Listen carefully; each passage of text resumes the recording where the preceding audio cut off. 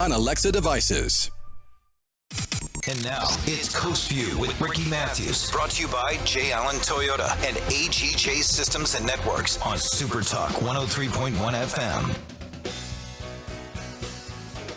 Welcome to Coast Vue, the show that celebrates every single day the people who make this place, coastal Mississippi, such an amazing place to live, work, and play. I have a very special guest that we'll get to here in just a second. Just want to share a couple of quotes with you that someone shared. This one came from Philosophy of Life. You've heard it before. And this is one that I think we've all heard probably more than once. But it's this: insanity is doing the same thing again and again, but expecting different results. I just think that's a good one. You know, if we really, really want to aspire to do new things in our lives, to reach new goals, we have to make ourselves uncomfortable and try different things. Okay, and here's one other, and I love this one. This was from my friend Susan Griggs. She used to work heavily for the Keesland News when I was publisher at the Sun Herald. She's just such a good person and has such a great heart. But she posted this: travel is not a reward for working, it's education for living. It's education for living. Travel is education for living. I love that. And for people who travel to coastal Mississippi, it is a great education for them. Whether I'm talking to people like a couple who's doing business in Ocean Springs who came from California, all the myths that they had about Mississippi were blown up because once they got here, they learned how amazing this place was. Or people like Josh Morgan, top hurricane chaser in the world, who's living in Bay St. Louis during the hurricane season. You know, he's originally from New York. He lives in California. He's living here during the hurricane season. And what he says about this place is so myth dispelling. I love when people come here and see for themselves that in this part of the world, the people are special. And what makes us special is that resiliency that I talk about all the time. And we've had to kind of knock down political lines and all that other stuff with very challenging situations. And in those moments, it's neighbor helping neighbor. It's a friend helping friend and family member helping family member. Currently, it's just about every community in coastal Mississippi, churches and nonprofits and municipalities through the One Coast effort, helping people in Louisiana in the Hurricane Ida recovery effort. So, you know what? We're so lucky to be here. And people who come here, they see what's so special, what's in the heart and soul of Mississippians. So without any further ado, let me move over to my friend, someone who I have actually worked with for, I don't know how many years, Christin. I don't want to jinx you or anything, but she almost 15, I would say. It's been a long while. time. Yeah. It's Christin LeBoeuf. She's the executive director for the American Heart Association, and I'm looking forward to visiting with her. How you doing, Christin? I am doing well, and I really appreciate this opportunity, and certainly enjoyed and appreciated those quotes that you shared, and got me thinking. It made me think about my own work and the work of the American Heart Association, and it's right. It struck a chord. Well, as you know, when I was publisher of the Sun Herald, and even before that, I was always supportive of the American Heart Association. I believe in its mission. I have coronary artery disease in my family. My mother had a stroke. You know, my father died at a young age. We have numerous family members who've had struggles. And because of watching their situation and knowing what my family, heredity was, I worked really hard my entire life to exercise and take care of myself and try to live a healthy life. And it's really paid off as I've gotten older. But I remember those times working with the American Heart Association and seeing how focused you guys were on teaching people and addressing the challenges that people have to be really in touch with themselves and know when to go see a doctor and know how to deal with difficult situations and know how to live a healthy life.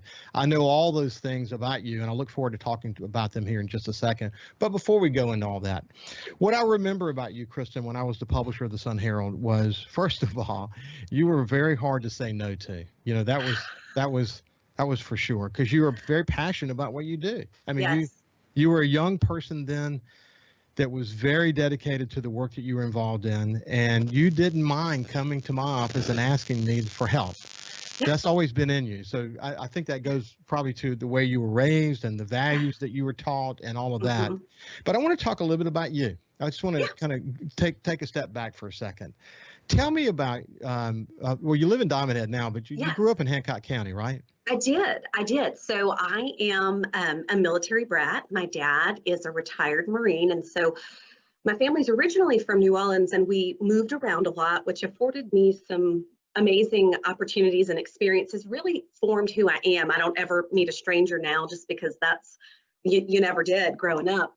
So when my dad retired, we had a summer home in Bay St. Louis. And so we decided to move there.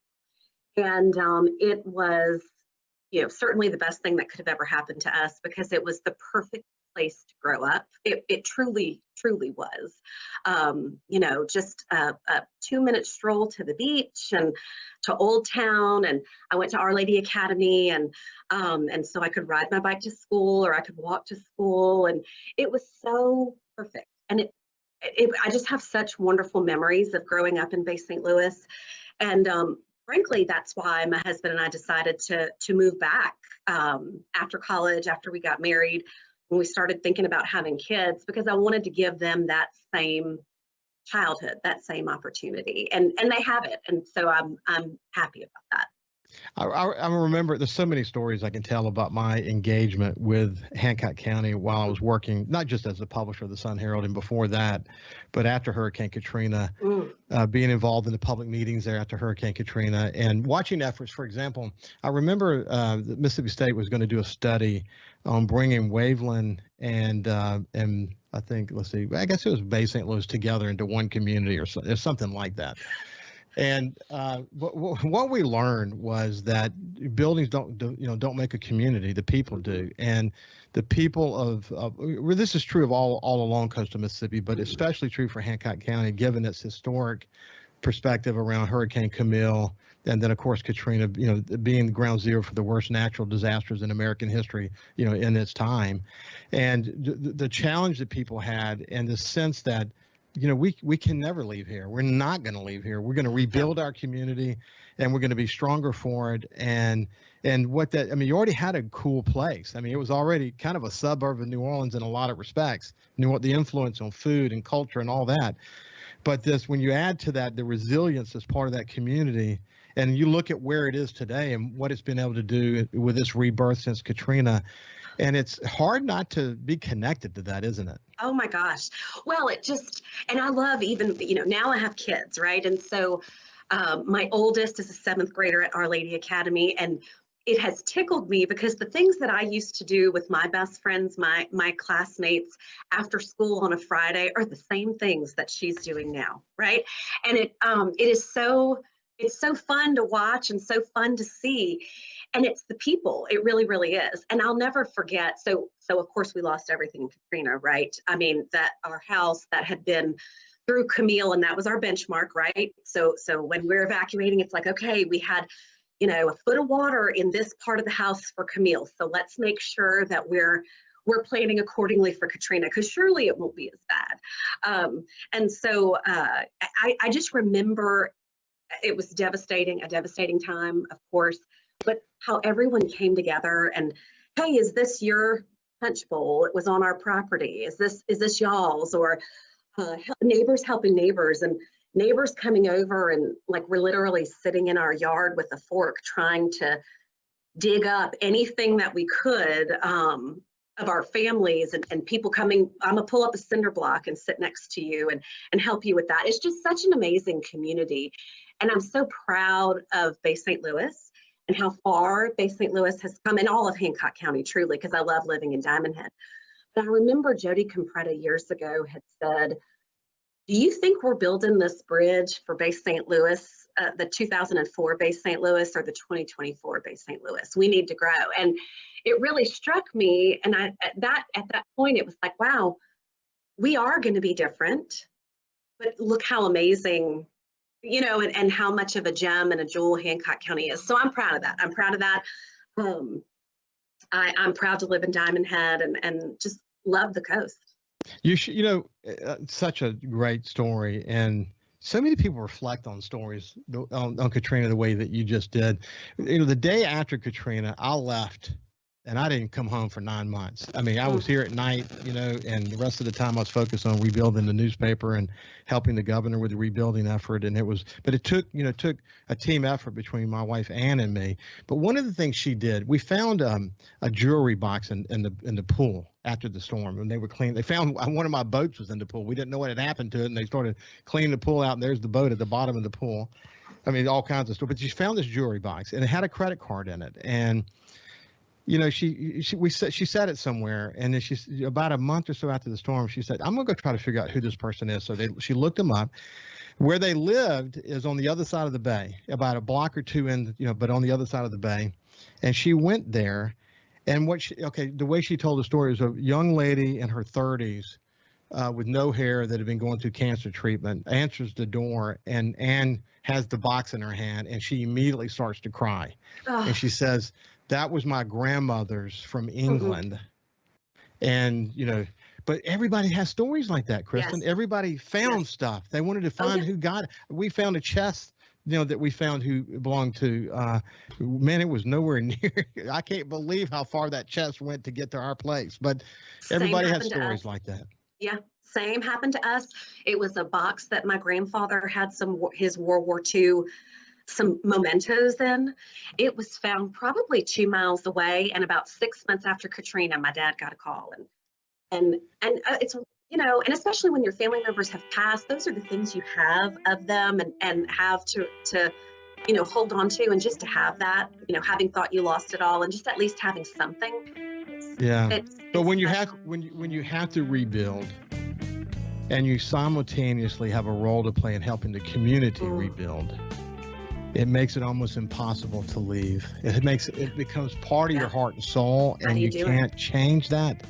And it's the thing that kept me here. I had great opportunities to leave and go away in my career, and I always wanted to have the base station here. The base station was always going to be here, and I made no apologies for that because I love this place. Anyway, this is Christin LeBoeuf. She is the executive director of the American Heart Association. Been a friend of mine for many, many, many years. When we come back, we'll get the latest on the American Heart Association. We'll talk through what some of their goals are. We'll share some important stories along the way, but I hope you stay with us and enjoy as I do. 103.1 is brought to you by J. Allen Toyota on I-10 exit 38 Gulfport. See all the incredible inventory at allentoyota.com. And remember, when you think Toyota, think J. Allen Toyota. Hey, South Mississippi, it's Jay Allen at Jay Allen Toyota, and I got something new for you for 2021. It's the Jay Allen Certified Collection. What that means is we selected our very best inventory with under 75,000 miles, and they're 6 years old or newer. That comes with a multi-point inspection, a 10-year, 100,000-mile warranty, and a 3-day buyback guarantee. So come check out the Jay Allen Certified Pre-Owned Collection right here at I-10 exit 38 in Gulfport or on allentoyota.com. If Alexa's part of your life, you've got one more way to access SuperTalk. SuperTalk Mississippi is now available on Amazon Alexa devices. Once enabled, just say, "Alexa, play SuperTalk Mississippi" at any time and start listening. It's that easy. Just one more way to stay informed and connected with your state. Learn more at supertalk.fm/Alexa. SuperTalk Mississippi. SuperTalk Mississippi. Now available on Amazon Alexa devices. When COVID started, Gulf Coast Business Furniture and Supply began stocking hard-to-find PPE items. When Amazon and other mega internet companies were out of stock or inflating prices, Gulf Coast Business Furniture and Supply was providing local schools and businesses vital PPE supplies at fair prices. When your office needs PPE supplies, office furniture, or products to keep your business operating, consider Gulf Coast Business Furniture and Supply. We sell that too. Buy local. Thousands of Bulldog fans have subscribed to the Thunder and Lightning podcast.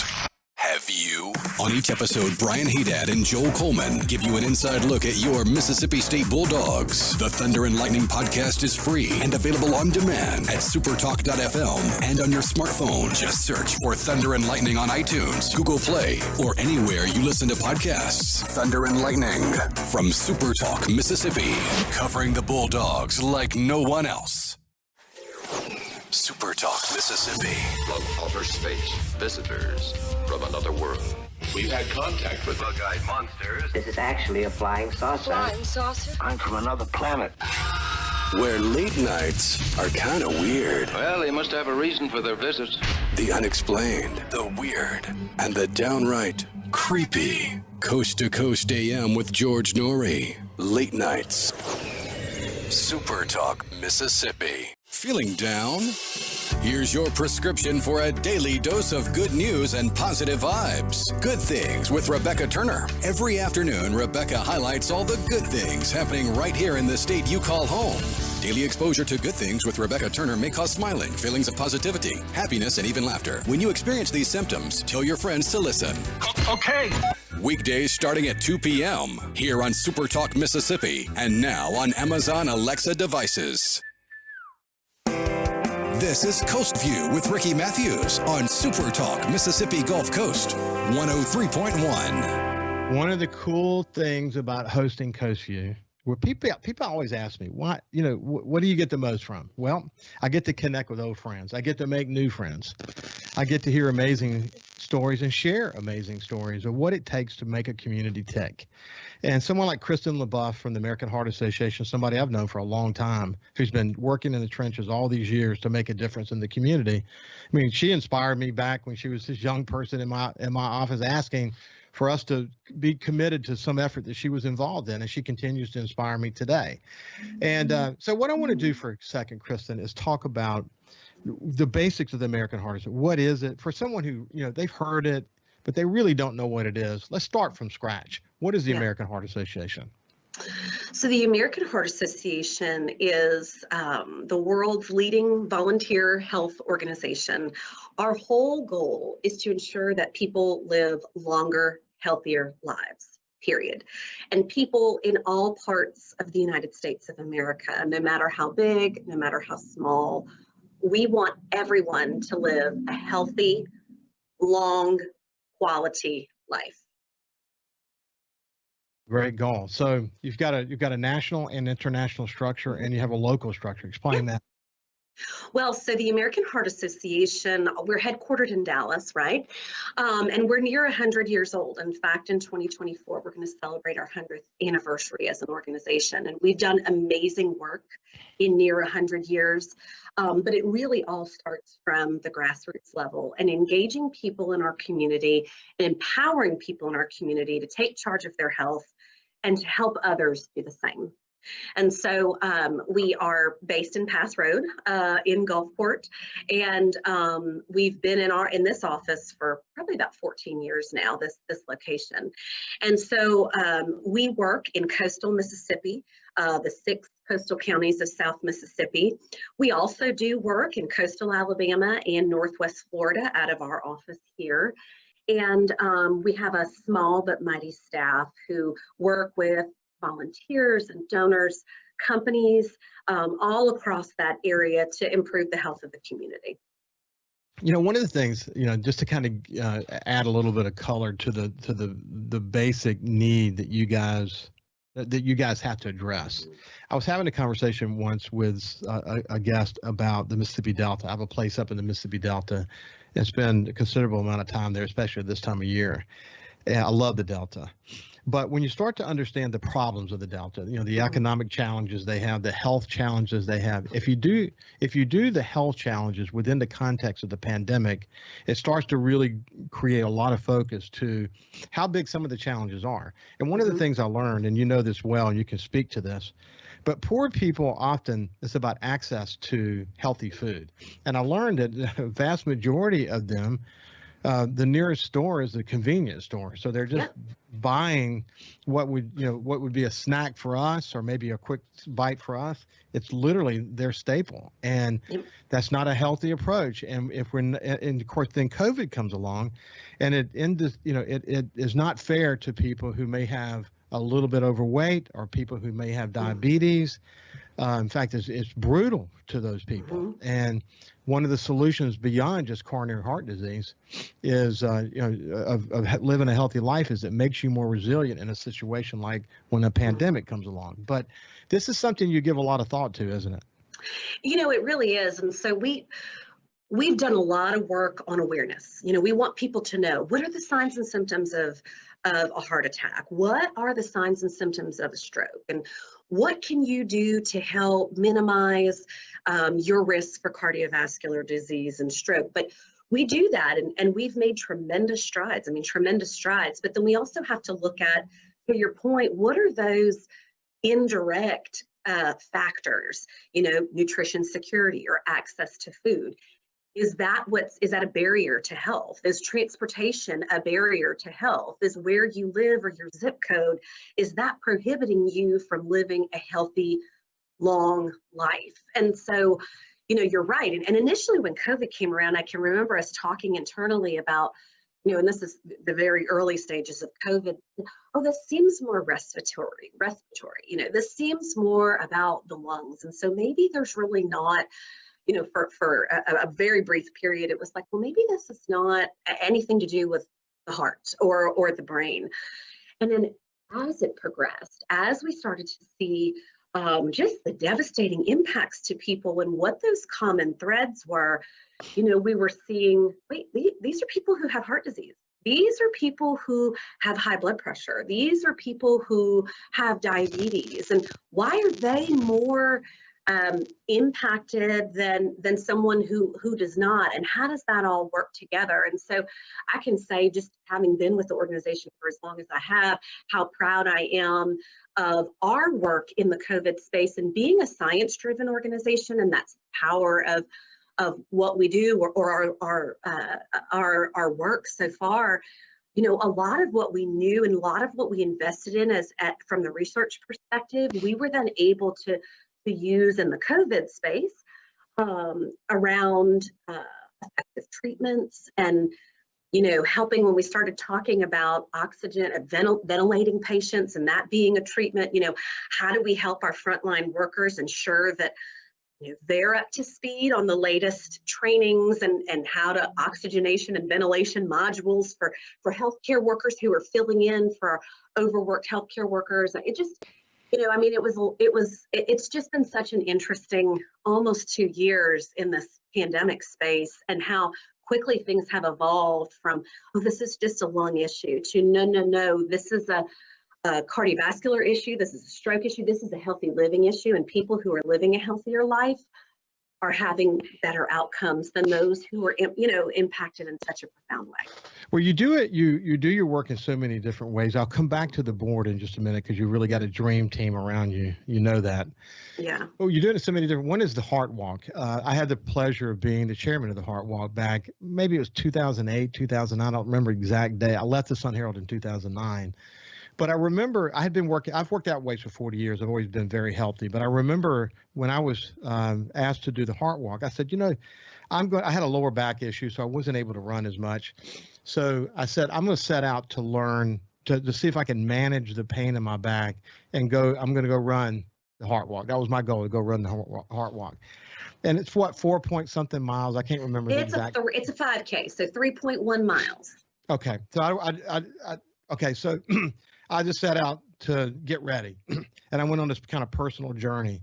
And I want you to know that since then, I'll check my app here in just a second, but my app actually had to restart my phone, so I'll have to go back and reload it. But I've run thousands of miles since then. I do the bike, probably average 30 to 50 miles a week in walking, running, or riding the bike. And I just went on it was this kind of personal mission, but I used the Heart Walk as sort of the thing that pushed me to say, okay, I've got the weightlifting thing done, but I got to get some aerobic in my life, especially as I get older. And I did. And I have to tell you, man, it's really changed my life from a health perspective. I mean, I just feel really good. And a lot of the things I do, whether it's offshore fishing or hunting in the hills, it requires you to be in shape. And the older I get, the more difference it makes for people my age who are not doing the things I'm doing. They're not nearly as vigorous as I am. So you hear that all the time, though, don't you? Yeah. No, and it's interesting you bring up the Heart Walk, because we hear that often around Heart Walk time. People will reach out to us and say, when is it? And so it is October 2nd. It's coming up. But people will ask and they'll say, okay. And they almost use that as the end goal. All right, I need to get myself together, or I need to get moving a little more so that I can do the whole 3.1 miles, or, and so, and walking is the easiest and most effective way to get in shape and to get your physical activity going. It's also, we also look at, and speaking of COVID, just the mental health aspect to your physical health. And it's a way to get yourself just your mind clear and just grounded, and, help manage that stress.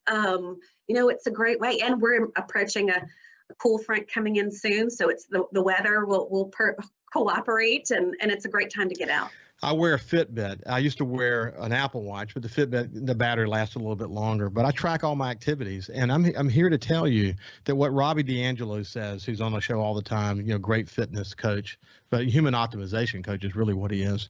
But he said, one of the most important things we could do if we really want to get serious, don't go set big goals to bench press 300 pounds or run 100 miles. Just go for a walk. And drink a lot of water. Just make your goal, drink a lot of water, and go for a walk, and just keep doing that. And before long, you can then set some other goals.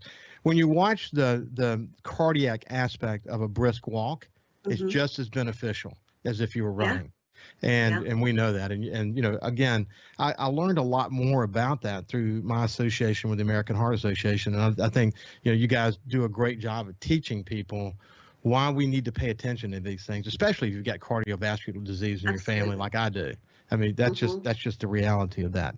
So when you're helping people, it makes it easy to be involved in an effort like this, isn't it? It is. Well, and that's why I started with the Heart Association, because my family's been profoundly impacted by cardiovascular disease and stroke, profoundly impacted. And so I had worked in nonprofit work, and I had worked at Children's Hospital in New Orleans, an amazing experience there. And it's not easy. Nonprofit work is not easy, right? And so I thought, if I'm going to continue to do this, let me align with an organization that I know my family has been impacted by. And it makes a difference when you can say you have dear family members that have been impacted, and that there's something we can do. It's never too late to get started. Never, ever too late. Never. Hey, when we come back, we're going to continue our conversation with Christin LeBoeuf, who is the Executive Director for the American Heart Association here in Coastal Mississippi, and someone I have admired for an awful long time. When we come back, we'll talk about some of their goals.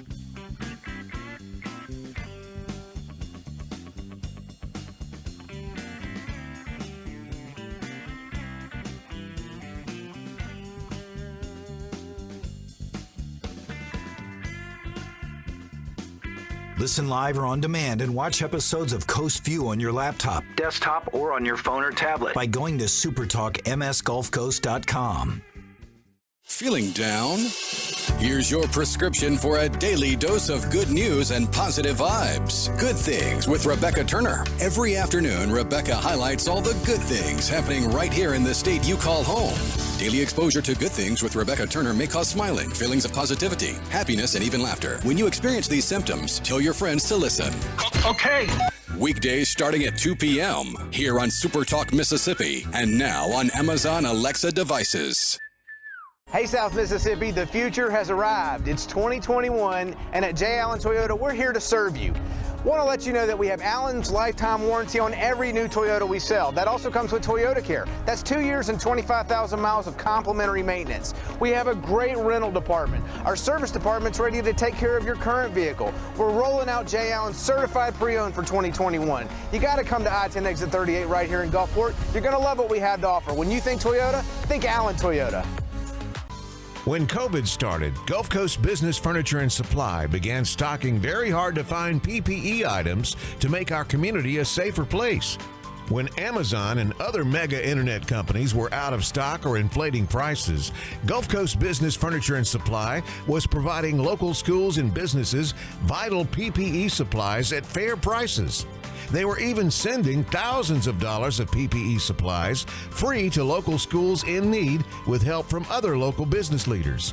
The next time your office needs PPE supplies, office furniture, or products to keep your business operating, consider a local company that supports your ball teams, cheerleaders, and area homeless. Consider Gulf Coast Business Furniture and Supply, the local guys that keep your prices fair, your service and selection excellent, and your health our business. Gulf Coast Business Furniture and Supply. We sell that too. Buy local.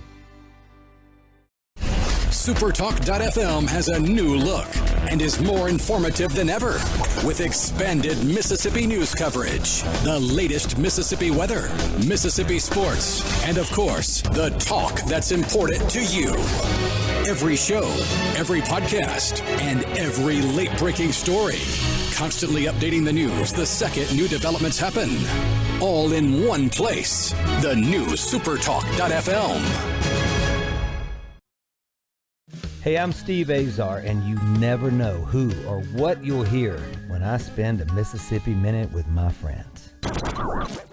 Talking to Paul Thorne, Mississippi true treasure, really incredible recording artist, singer, songwriter, has been doing it a long time, doing it the right way. It's almost like a Forrest Gump thing because, I was a boxer, / I worked in a furniture factory, / I had a gig 2 nights a week playing my acoustic guitar in a pizza restaurant, / I was in the National Guard, and, Wow.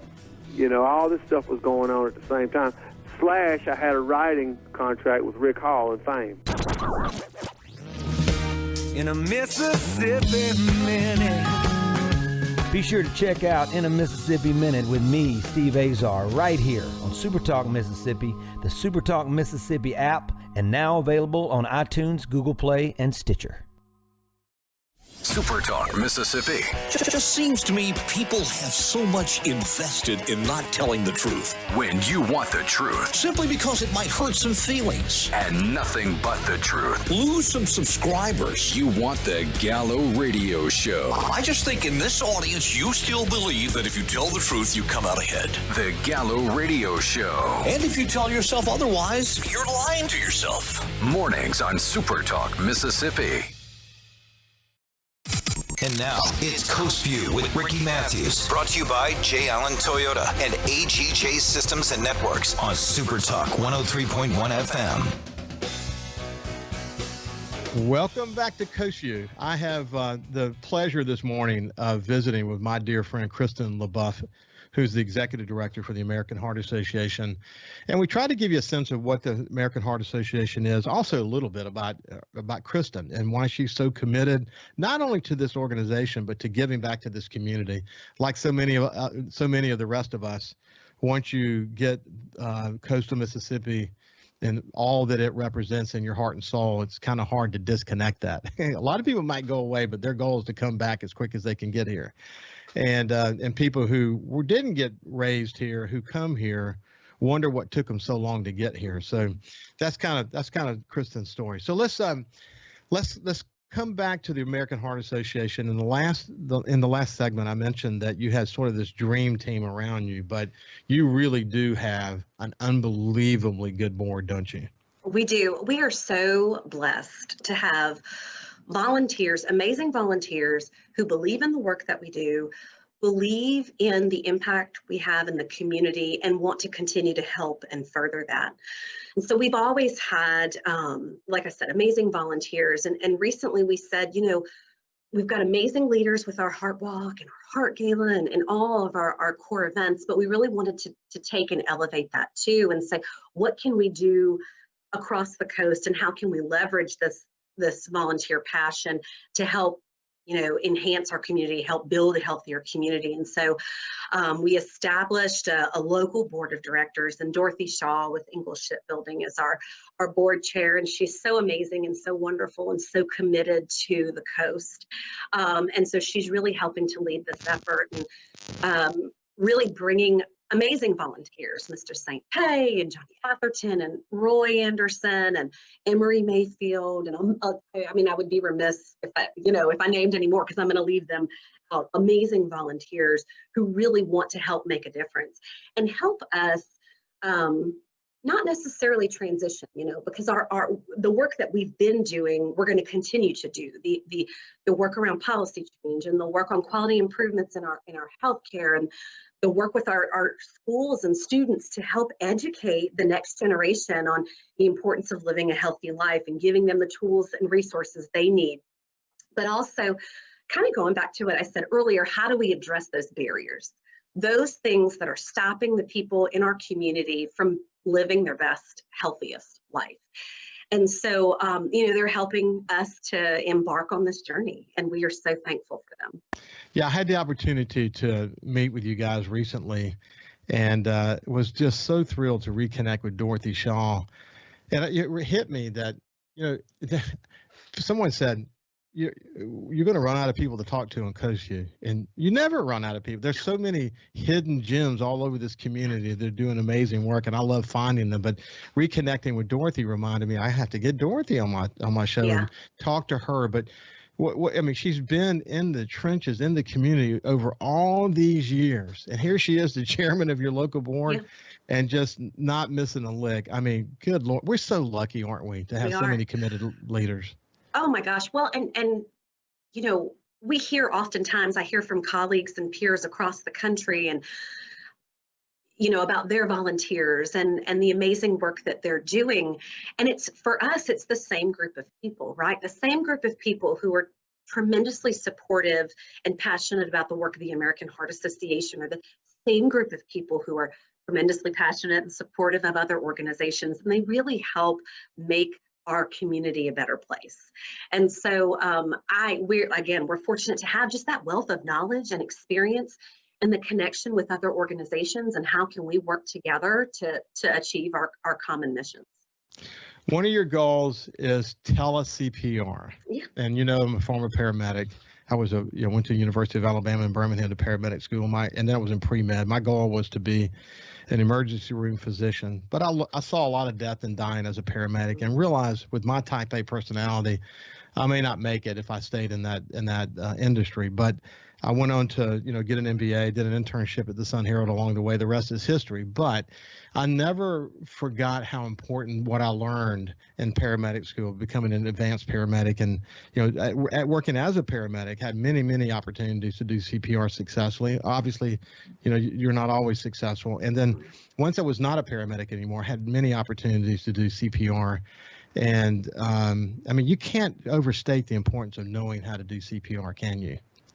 No, you can't. And that's one of our, so the American Heart Association, it was our science and technology that developed the guidelines, and it continues to the guidelines that CPR is performed. And we've done a lot of work around CPR, ensuring that our healthcare providers and our EMS and our first responders are up to date on their trainings and their techniques, and have what they need to successfully perform that. And probably, I don't know, maybe 2012 time, the American Heart Association updated guidelines that said hands-only CPR or bystander CPR can be just as critical in saving someone's life as your traditional CPR.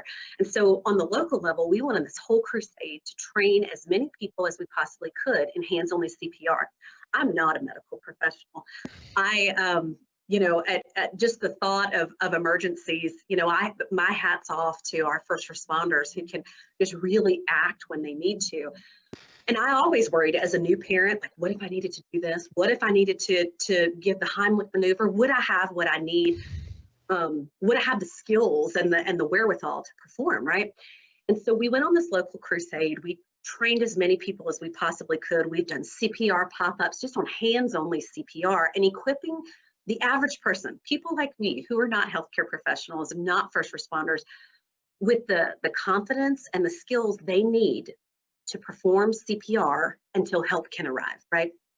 So we've provided training resources to schools, and I mean, just a lot. We worked with the legislature in 2014 to pass CPR as a mandatory requirement for high school graduation. You just need to know hands-only CPR. So every year we're adding 25,000 plus lifesavers to the community throughout the state, right? And so we're kind of moving to the next step and saying, this is wonderful, we're equipping people, but what can we do if someone goes into cardiac arrest and they call 911? And our first responders and our dispatchers are so amazing, but we also know that there may be a gap in time from when an ambulance or a first responder is dispatched to when they actually arrive on the scene. How are we ensuring that the person who is there, who's calling 911, can do something, right? And so what we'd like to do is we would like to make, so tele-CPR is just that, right? It's providing high quality, verbal instruction to the person on the other line on how to perform CPR. And it's critical because of what I just said, response times. Think about the rural parts of Harrison County. Think about the rural parts of Jackson County. I live in Hancock County. It would take me 25 or 30 minutes to get from Diamond Head to Burlington, and how can we help empower and equip people in that split second, truly critical moment. And so that's going to be one of our, part of what we do. There's a lot of things we do at the Heart Association. Part of what we do is work on policy. That's going to be one of the policies that we work on in the upcoming legislative session. And it's important because, and especially given now with response times being challenged due to COVID, I mean, our system is stressed and stretched thin. And so how can we make sure people who are in the moment calling 911 with someone who's in cardiac arrest, how can they have a chance to save their life? When you look at the death rates due to out of hospital cardiac arrest, you have an 11% chance of survival. Yeah, it's not good. You have to have someone nearby. As you know, you had invited me to talk to your board about my recent experience with my granddaughter, Mila, who was really, really ill. And what was interesting, well, not interesting, but what's important about that story is that I knew CPR, thank God. The paramedics from Biloxi Fire Department got there pretty rapidly, but the ambulance took 15 minutes. Yeah.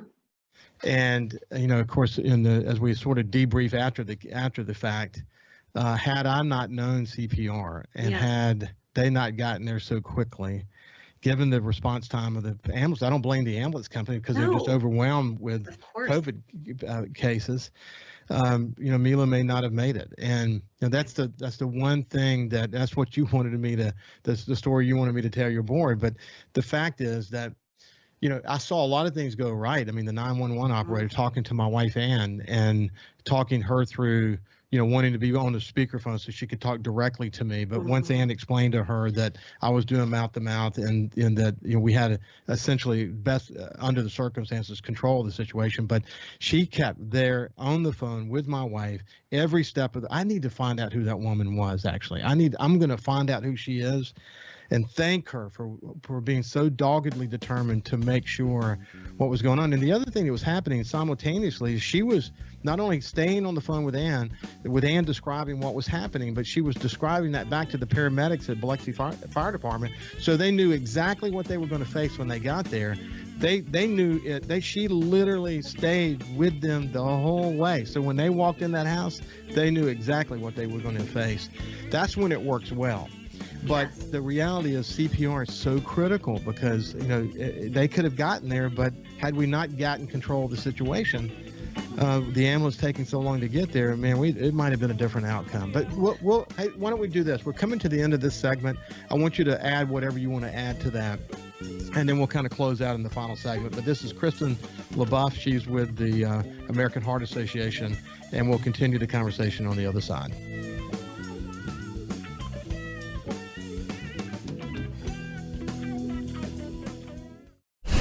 SuperTalk.fm has a new look and is more informative than ever with expanded Mississippi news coverage, the latest Mississippi weather, Mississippi sports, and of course, the talk that's important to you. Every show, every podcast, and every late-breaking story. Constantly updating the news the second new developments happen. All in one place. The new SuperTalk.fm. Hey, South Mississippi, it's Jay Allen at Jay Allen Toyota, and I got something new for you for 2021. It's the Jay Allen Certified Collection. What that means is we selected our very best inventory with under 75,000 miles, and they're 6 years old or newer. That comes with a multi-point inspection, a 10-year, 100,000-mile warranty, and a 3-day buyback guarantee. So come check out the Jay Allen Certified Pre-Owned Collection right here, I-10 exit 38 in Gulfport, or on allentoyota.com. When COVID started, Gulf Coast Business Furniture and Supply began stocking hard-to-find PPE items. When Amazon and other mega internet companies were out of stock or inflating prices, Gulf Coast Business Furniture and Supply was providing local schools and businesses vital PPE supplies at fair prices. When your office needs PPE supplies, office furniture, or products to keep your business operating, consider Gulf Coast Business Furniture and Supply. We sell that too. Buy local. SuperTalk Mississippi, your new home for the Ben Shapiro Show. We don't hold back. We never shy away from telling you the truth. The most electrifying national talk show on air today. We have the most important guests and the biggest thinkers in America. Ben Shapiro, brutally breaking down the issues of the day. From politics to pop culture, we take a look at all of it. So don't miss out. Weeknights at 9. For something new and unique in talk radio, take a listen to The Ben Shapiro Show. On SuperTalk Mississippi. Thousands of Bulldog fans have subscribed to the Thunder and Lightning podcast. Have you? On each episode, Brian Haydad and Joel Coleman give you an inside look at your Mississippi State Bulldogs. The Thunder and Lightning podcast is free and available on demand at supertalk.fm and on your smartphone. Just search for Thunder and Lightning on iTunes, Google Play, or anywhere you listen to podcasts. Thunder and Lightning from SuperTalk Mississippi, covering the Bulldogs like no one else. Hey, I'm Steve Azar, and you never know who or what you'll hear when I spend a Mississippi Minute with my friends. We're talking to Dale Berra. Take me back to growing up and what it was like in the household with a dad like Yogi Berra. You know, we grew up with his funny sayings. You know, I remember Dad managing the Mets, and me, Larry, and Timmy are watching the game on TV. And all of a sudden, two streakers run out of the stands on TV, and the camera flips away from them. So when he gets home, me, Larry, and Timmy say, "Hey, Dad, those streakers, what were they, boys or girls? We need to know." And Dad looked us right in the eye and said, "I couldn't tell. They had bags over their heads." In a Mississippi Minute. Be sure to check out In a Mississippi Minute with me, Steve Azar, right here on SuperTalk Mississippi, the SuperTalk Mississippi app, and now available on iTunes, Google Play, and Stitcher. Talking to the people that help make the coast such a unique place to live. This is Coast Vue with Ricky Mathews on SuperTalk Mississippi Gulf Coast 103.1. Welcome back to Coast Vue. We have my friend Christin LeBoeuf, who's with the American Heart Association. Yeah, she explained the American Heart Association has been behind the certification of cardiopulmonary resuscitation, CPR, for all these years. The role they play in education around that is incredibly important. And we talk, very significantly about that. Anything else you want to say, Kristen, before we close out that segment?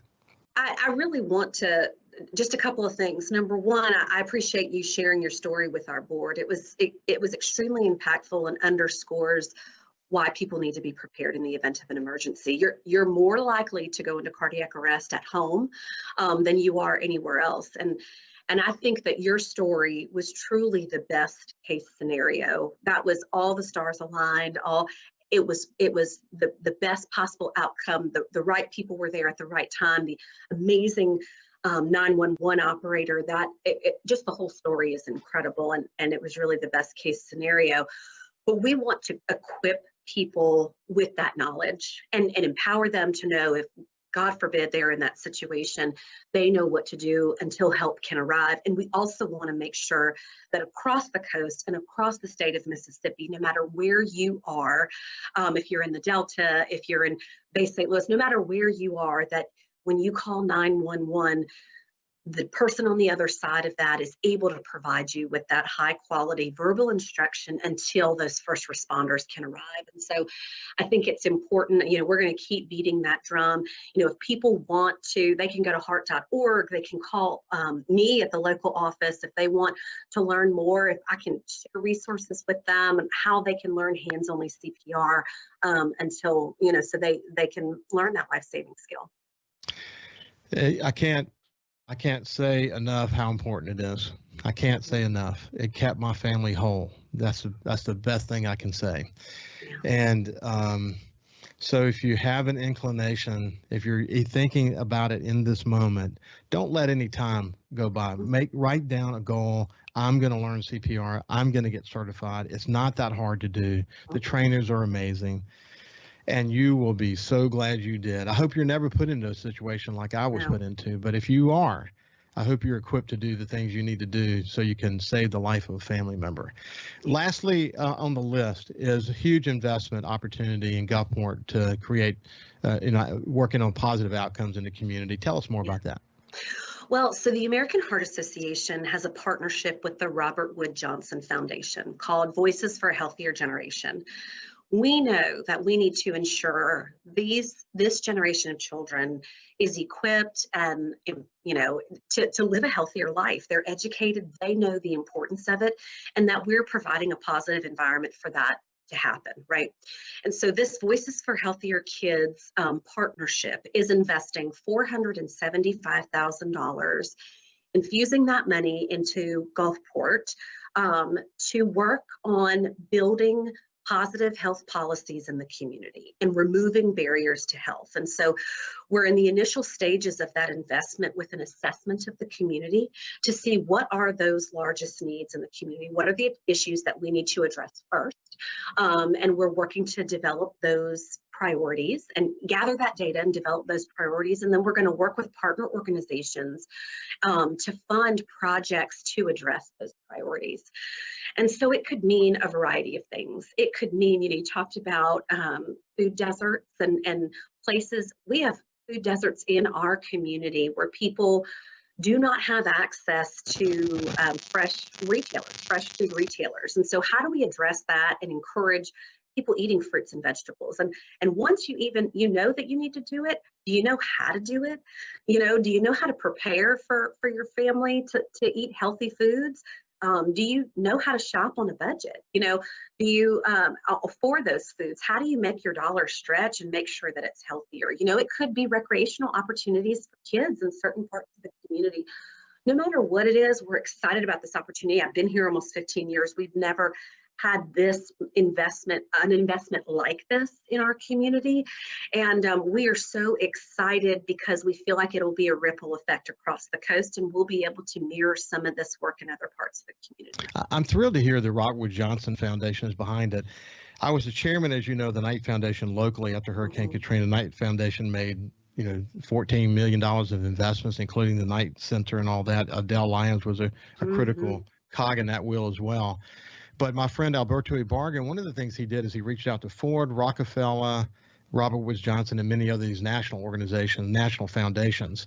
And one of the things that the Robert Wood Johnson Foundation did is he arranged for me to go to Princeton and spend an entire day there. And they had what they call community focus day. They did this in the wake of Hurricane Katrina. And I spent the entire day going to every segment of the Robert Wood Johnson Foundation organization, talking about the challenges of coastal Mississippi and what that's all about. And I was really touched actually while I was there, because I got to see on one side you have this sort of the foundation itself, and then you have I don't know if you've ever been there or not, but their building's incredible, and they have this like common space in between, which is essentially their Knight Center. And for the rest of my time in helping establish the Knight Center, every time I thought about the Knight Center, I thought about Robert Wood Johnson and what they're doing out of Princeton. Hey, we have less than a minute left. Final thought. Well, I don't know that I have final thoughts, right? I'll never have final thoughts, right? I just appreciate this opportunity, and we are so excited about the work that we're doing in South Mississippi along with our volunteers, along with our supporters, and we can't wait to unroll this project, that we're talking about. We also can't wait to continue to do the work that we're doing and that we've been doing, and we're excited. Well, congratulations to you and your continued work in the community, your passion, your incredible board. Dorothy Shaw is the chairman of the local board. I could go on and on. It's just terrific to stay connected with you and to tell your story. Have a great day, and we'll see you tomorrow.